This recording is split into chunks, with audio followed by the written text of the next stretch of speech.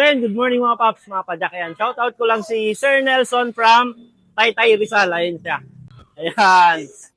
Ginabi na si Sir para i-build yung kanyang project bike mga paps. So ito yung Sagmit Brooklyn V3R. Ito yung version 2 mga paps. Ito yung latest. Kung makapansin nyo, kulay orange. Ayan. Itong fork natin mga paps, speed 1 yan. Kasi kung fax to, fork pa lang 50,000 na. Speed 1 pero yung decals niya fax, free na natin kay Sir yan mga paps. Itong sa handlebar natin, Sagmit Monster, ito yung integrated handlebar. Kagandahan na ito, malupit tong group set ni Sir, naka SRAM NX. Naka SRAM NX Eagle na to mga paps.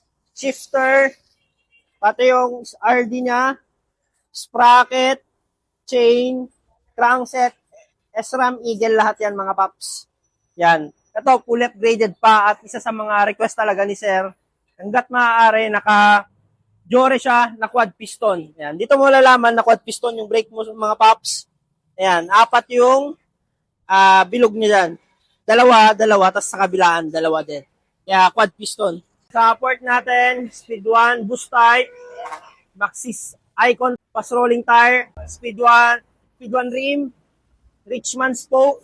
Ayan, naka speed 1 soldier Evo na hubs. Ito yung 6 pounds kiki.